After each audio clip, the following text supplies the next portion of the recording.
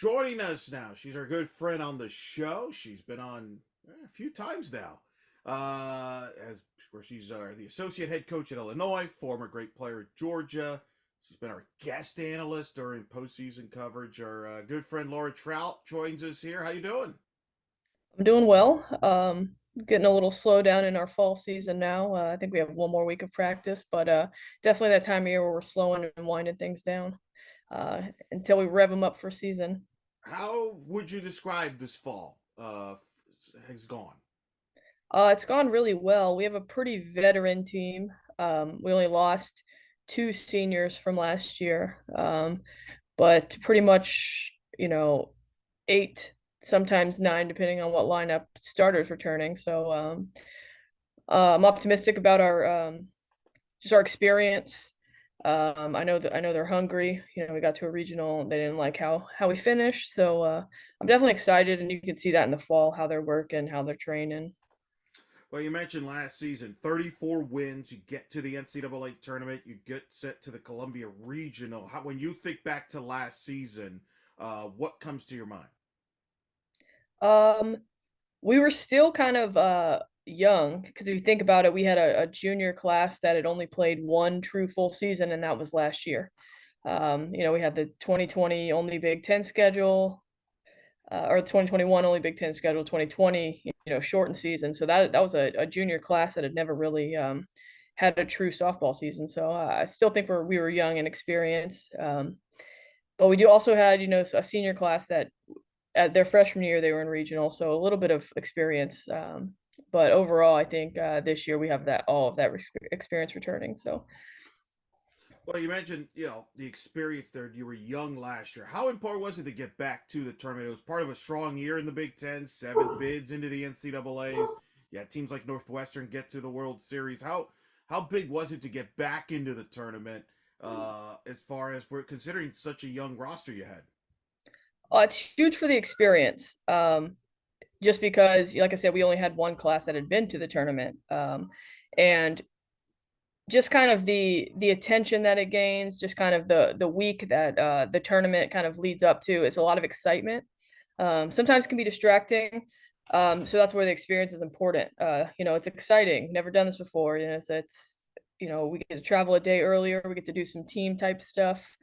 Um, so I think this year that experience allows them to be a little bit more focused. Yeah, it's exciting. We were in the tournament, but it's not just about getting there. It's about kind of making a statement. And I think this group really, really understands that, and they're really hungry for that. What was it like on selection night? Was it nervous? Was it confident? What was it like in the? I mean, assuming you all got together, watched the selection show. What was it like? I think we were confident. We had a good resume. We'd done enough. We had a slower finish, our last 10 games.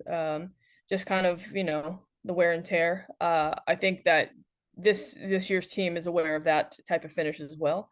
I think we mentioned this on our World Series episode when we were talking about it. It's about being hot. It's about being the team that kind of is clicking on all cylinders at that point of the season, and we saw a lot of that last year with the teams that got in.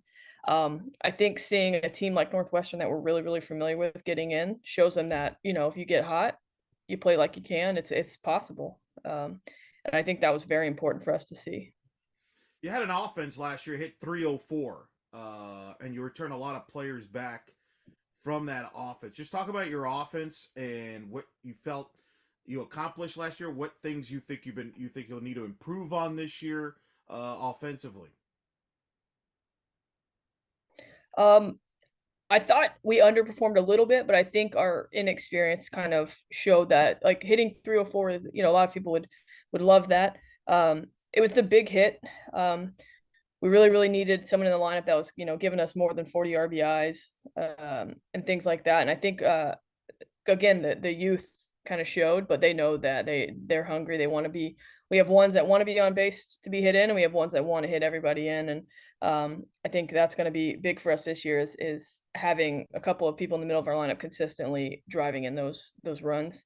Even our home run numbers not great. I think they're uh, we had a lot of doubles. We had a lot of doubles off the wall. And it's kind of our joke now at practice. You know, if you hit a BP ball or anything off the wall, we just kind of laugh and we poke and we prod because we hit a lot of balls off the wall last year. And this year we're getting bigger, faster, stronger. We're gonna hopefully put a lot more of those over the fence. Who are some of the players their leaders offensively, both from a production standpoint and then from a leadership vocal standpoint? Offensively, we have Avery Steiner returning for fifth year. Um, our second baseman. She's been pretty steady ever since her freshman year, consistent in the lineup, in that one spot on the base all the time. Definitely a leader, just with her experience, but also with her, her determination. She's not a big kid, but feisty as anything. She's going to find her way on base, and I think that's where the our middle of our lineup is going to come in. We have a couple players, Delaney Rummel and Kelly Riono. Uh, that's who I think Delaney was our home run leader last year. She had about 10. Um, Looking to kind of maybe hit a little bit more of those with runners on, get her RBI numbers up. And then Kelly, I think Kelly's poised for a big year. She hits the ball hard often. Can't remember exactly what her average was last year, but she did really well for us and she had a really good fall. Kaylee hit 309. Steiner hit 391 to lead the team, and then Delaney, you mentioned, hit 10 homers, 34. But your math, you're good. You're good. You memorize the numbers. That's really good. Uh, from that standpoint. But like I said, you hit 10 home runs. So you feel you could hit more power. That's one of the goals there. You hit 28. You felt you could hit more. You had a lot of doubles, as you mentioned, among the nation's best. There, 94 doubles, as a matter of fact, as a team.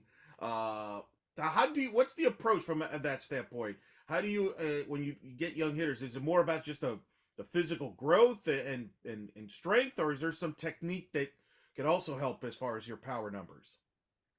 I think the maturity is first. Home run is about confidence. You get up there, you're taking your cuts and things like that, and we don't strike out often. And so the conversation I've had with some of our middle lineup here, the kids that can hit for power, the ones that can hit home runs is, it's early in the count. It's okay to get your cuts off. You're not going to strike out. Don't worry about that. And they've kind of really taken to that approach is, early in the count, we're gonna get our money's worth. And then with two strikes, we'll battle. But I mean, that's really kind of it's embodying that mentality, not being afraid to strike out. Like, let's go for it. But a little bit of strength conditioning as well. They're strong, they're fast, but it's kind of that idea of like, let's get a little bit stronger. Stop hitting the wall and let's see what we got. You've got some new faces as far as offensively is concerned that you add with a veteran team. With a veteran team, do you bring them in slowly? Do you think some of these new faces can contribute right away to the offense? We do. We had a pretty good freshman class last year. I think three of them made all freshman team in the Big Ten.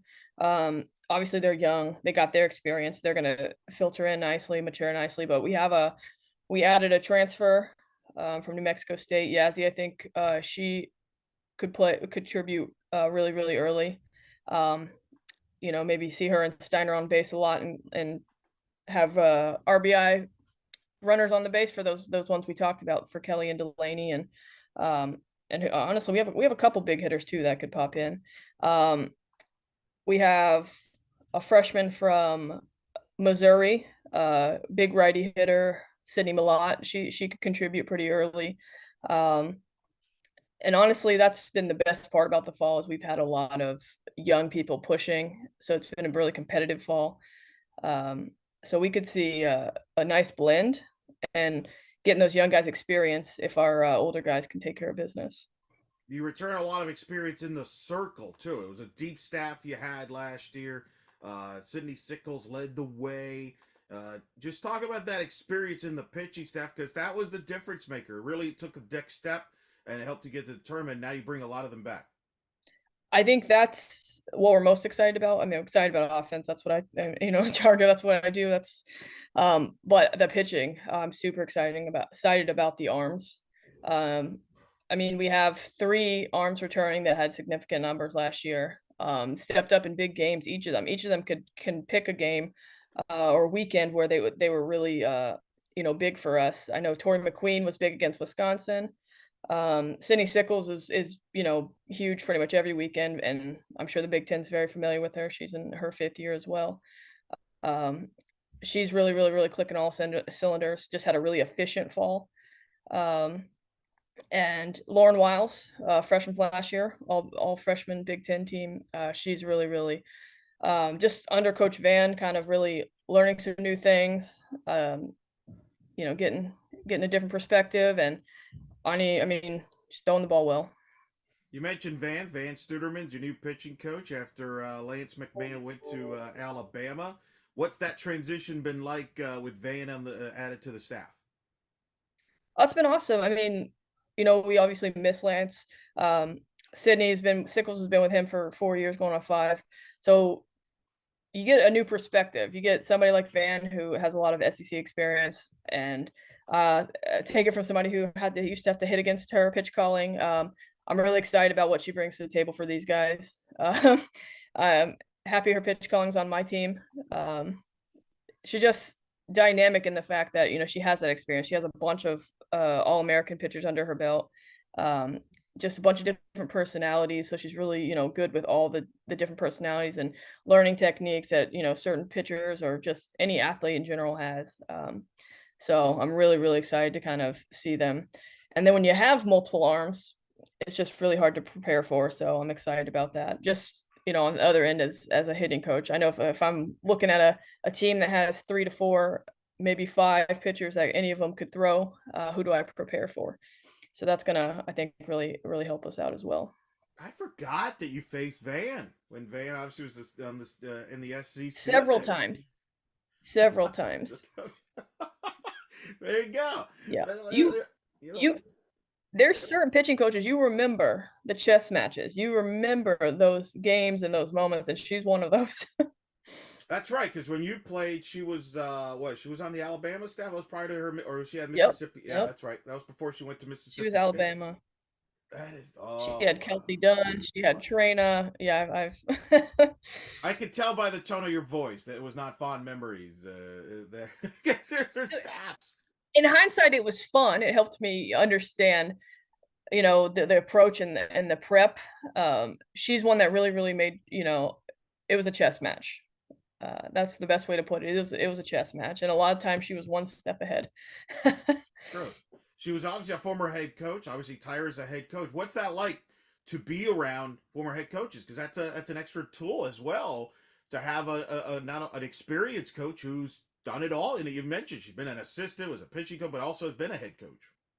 It's honestly, it's refreshing getting a lot of new ideas, a lot of perspective and things like that. Our staff meetings are, lively, energetic. Just she's a little fresh. If you get a chance to talk to her, that's what she's gonna say. She's gonna feel rejuvenated. She took some time away from college, and she's rejuvenated. She's ready to go. Just with all kinds of good ideas and perspective. If you ask her if she's cold, she's gonna say yes. Um, but we're excited to have her. She's got a lot of interesting perspective, and we're really running with it. Well, and then she's not the only new face on the staff. You have Rachel Hauk, is on your staff now. Speak about her and coming over, obviously after spending some time at Eastern Illinois. What does she bring to to your staff? Rachel's awesome. Rachel is obviously a coach, so she gets a lot of the coaching side of it. So when she's helping us with things, she understands kind of where we're coming from, and she also played for Coach Perry, so she gets Coach Perry maybe better than a lot of us do. I've been with Coach Perry for a while, but Rachel actually played for her. So she definitely understands exactly how Coach Perry wants things, and it just keeps everything moving. It's been really efficient. It's been anytime you have turnover, it's tough. But Van and Rachel have really made it easy. Yeah, she's your director of ops and played there for Tyra there at Ball State. Uh, you also have Miranda Rodriguez, who's your volunteer coach, comes over from Memphis. So you've got a lot of new faces with it. You become like the veteran of the staff out of the right there with Tyra there. I mean, what's it like? Are you giving tours to everybody? Yeah, that's kind of another way our fall's been going is kind of getting everybody acclimated, getting everybody going, um, and it's three new faces in our staff has been It's seamless as it can be when you have three new staffs, but I have been given a lot of tours and a lot of just getting everybody on board and getting everybody going with our system. Because before this year, we'd been together for about 6 years, the whole staff, so it was kind of like on autopilot. But new ideas, getting things going again. It's been fun, a little exhausting, but it's been fun. Um, Getting everybody on board and the team is, team loves everybody. It's been fun. What's the big tour? What's the number one go-to place when you give a tour in Champaign? If I'm giving a campus tour, I like to take him to the alma mater statue. That thing's pretty cool. Um, Obviously, any of our new facilities have been our new indoor facility. That's been pretty cool to show people. So selfishly, that's my favorite spot now. Um, but probably the middle of campus, the quad, alma mater. That thing's pretty cool. All seasons, it's really pretty out there. And then Green Street's always popping. There's always good food. Ooh. All right, I'm making a note of this. This could become relevant because you're all hosting the Big Ten tournament this year. What's that going to be like to host the Big Ten tournament this year?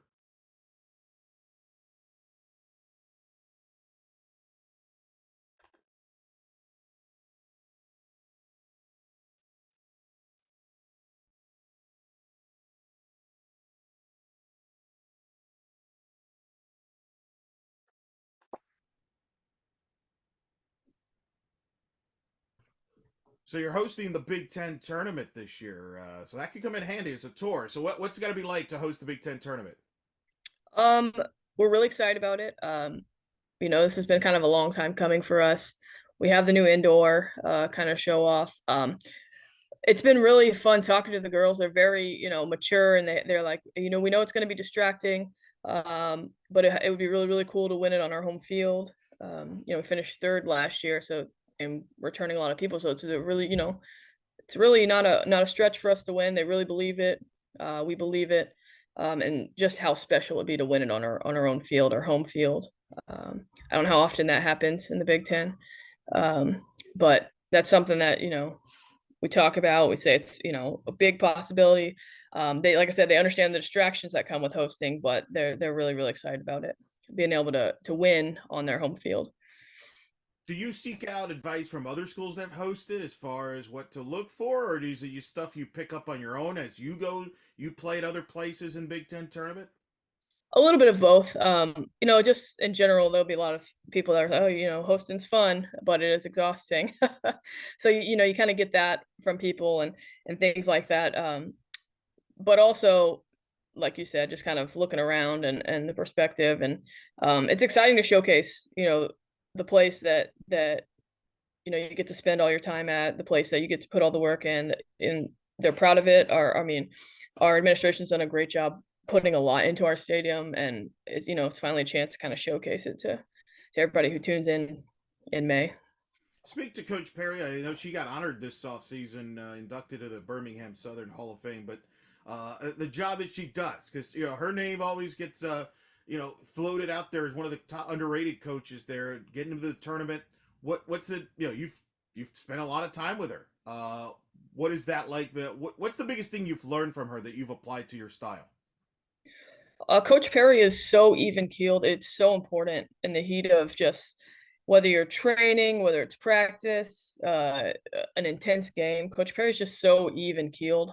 Even if we got bases loaded, we're on defense, games on the line. Like, she just keeps it even, and that's so important when you're working with 18 to 20 something year olds in a position of leadership. Whoever's your leader, they're calm, and she just exemplifies that, amazingly. And her ability to kind of just create a culture, and then maintain it, and just kind of run a program that we're going on, this will be our 8th season now. The culture kind of takes care of itself. We're so proud of our players that they can control the culture. They're the gatekeepers of it. But the fact that Coach Perry has established this really awesome culture that our players are proud of, I think that just looking around at all of college athletics, whether it's softball or any sport, that's so important. Having just a place that grows strong young women um, but also competitive on the field, if that makes sense. I think they go hand in hand, but she has this ability to kind of make sure our players understand how important things are off the field as much as they are on the field, um, and just becoming like a whole student athlete, a whole adult, just a whole person. And I think that's what she does incredibly, and it shows because that is so hard to do now. Just the way things are, recruiting. When you're recruiting somebody, you tell them how awesome they are. So it's hard, when you have hard conversations, when you're training or you're developing. But we have this really awesome culture where our players are coachable. They're fun to be around, and I think that you give the credit to Coach Perry. She's created that. How have you changed as a now as a coach than when you started getting into coaching? How you think you're different? Um, I mean, as a redhead, I am pretty feisty. um, but Coach Perry, that calmness, I like to think that a little bit of that has rubbed off on me. I'm pretty calm, for the most part, especially instructing in game, things like that. Um, so I think that has rubbed off on me a lot, but also just the small details outside of a program, small details about things that happen within a program and how important they are, and how you handle them and how you take care of them.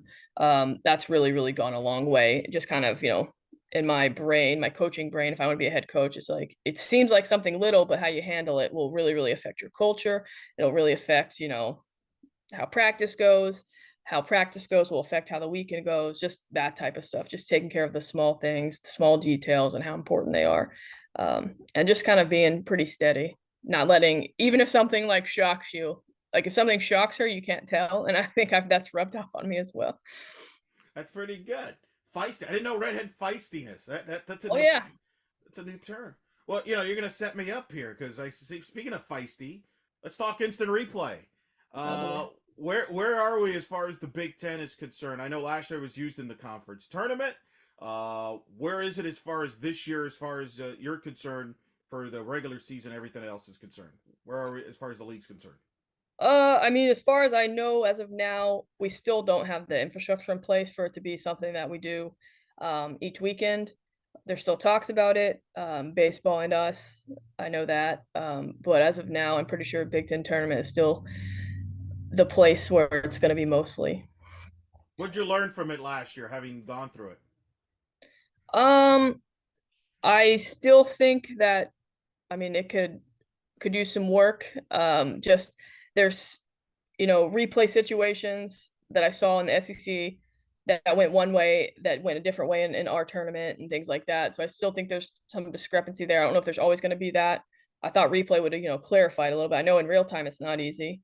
So I just think that the more we use it, the better we're going to be at it. But if we're still sparsely using it, so like SEC uses it all the time, but we don't, we never can get that full grasp of like let's get this thing right. Like it's a machine in Major League Baseball now. It's a machine. They do that review, boom, boom, boom. Yeah. Rarely does it take forever, but they've been using it for a while, so it's efficient.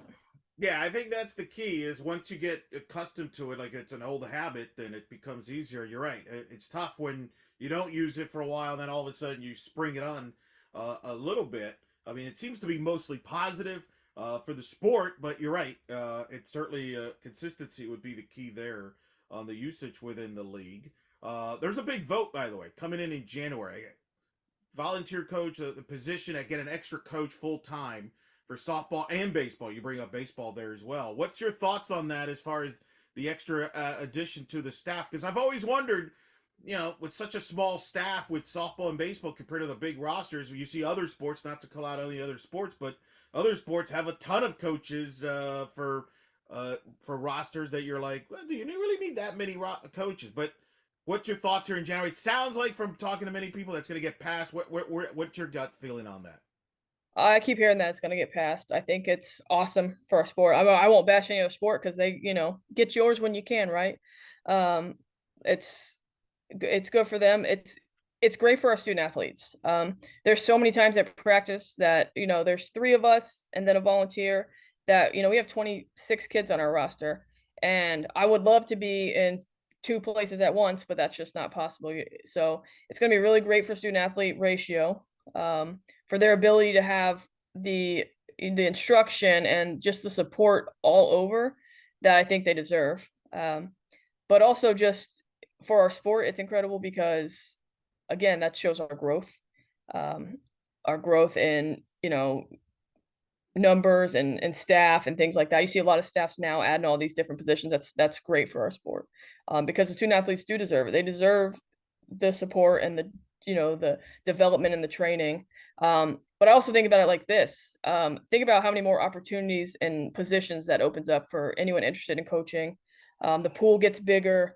So I think that creates more opportunities for people to get into our profession, and make their impact. Yeah, I agree. I think it's great positives and creates more opportunities for people to get into the game, coaching the game, and help the players, like you said.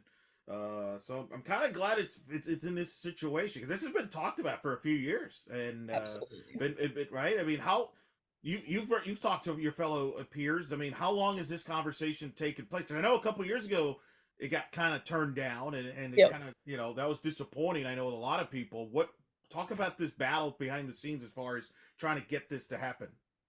Uh, I know I'm pretty confident that, when they vote for it, it's gonna go through. I think a lot of the worry is the mid majors are worried that they're gonna, fall further behind. Are they gonna be fully funded? Are they gonna get everyone gonna be paid? Um, I don't know the answers to that. It's gonna be tough. But I think for our sport as a whole, it's gonna be great because they have that chance. Right now, the big schools already do have these like full, positions that are, player development and things like that. So they're already having this extra staff around anyways, but now the mid majors can join. Whether it's a GA spot or a volunteer spot, they can still have the help if, so I think just in general, having that is how it's going to grow. Eventually, you stick around, it's, the norm, then you're going to have more paid positions. Um, but overall, I think you got to make the push for it to actually kind of grow and the mid majors to get those positions as well. How strange is it going to be this year in the Big Ten not to see Hutch in the dugout? That's gonna be strange. It's gonna be really strange. And Jackie Joseph and Yeah. we're missing a couple of legends. It's gonna be really really different look, really different dynamic. I think if you ask Coach Perry, the head coaches meetings are probably already a little different dynamic, but they're gonna be missed. Hopefully, we can keep the Big Ten moving in the right direction, the way that um, those guys have already always fought for and pushed for.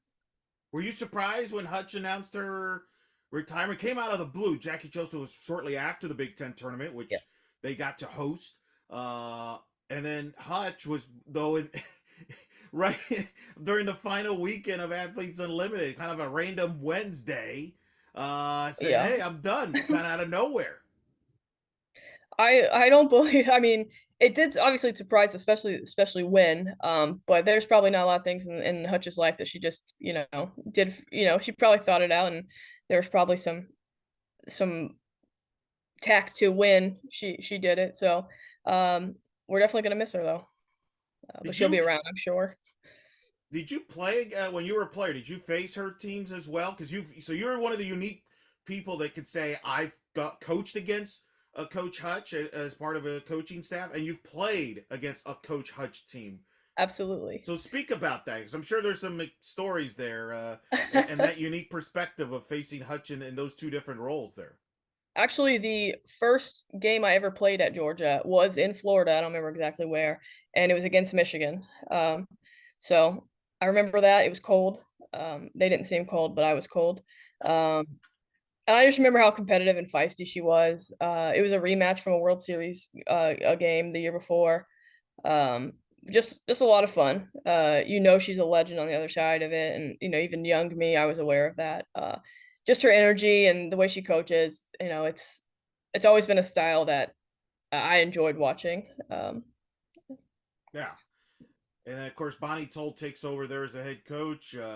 Chittister now is on the side. By the way, I feel like you in the Big Ten, y'all have like all these great former players on coaching staffs. I mean, yourself, You got Chittister at Michigan. It goes on. I mean, Whitney Jones just joined Ohio State, former player at Washington. Sharonda Right. McDonald now the new head coach of Michigan State. I mean, I feel like you all would be the favorites of all the conferences if we just got all the coaches and put a lineup together and win an good old fashioned softball game. No, am I wrong? I mean, what do you Oh think? yeah, I think we could do it. You got Mish at Northwestern. Oh yeah.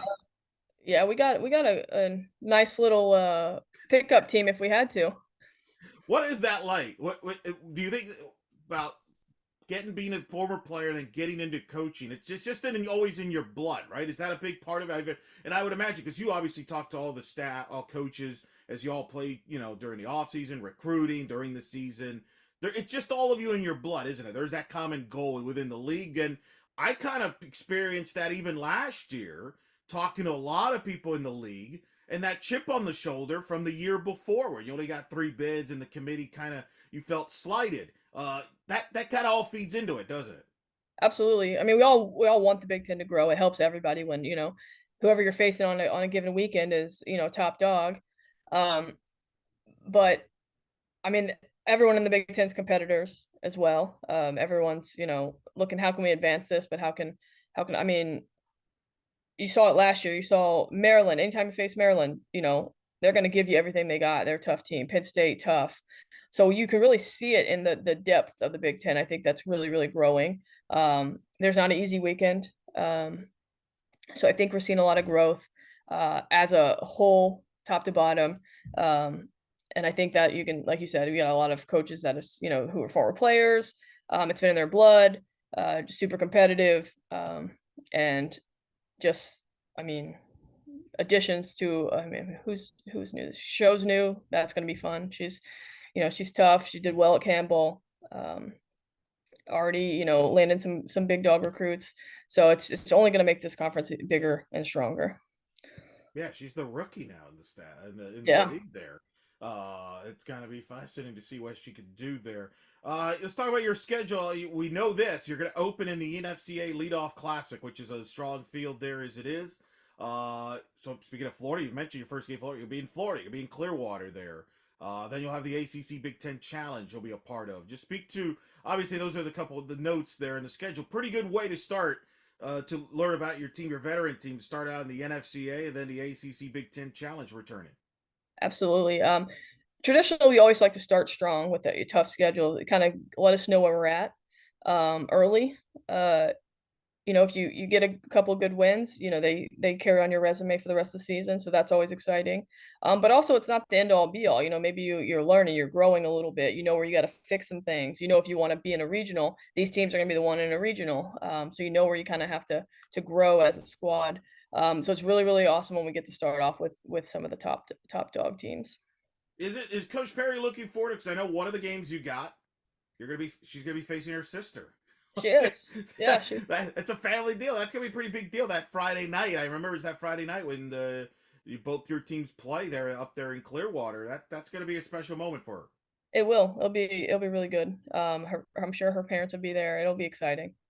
Special moment for you will be the following week because you'll be back in Georgia, the state of Georgia, Yep. part of that ACC Big Ten Challenge when Illinois and Wisconsin come down to face Louisville and Georgia Tech.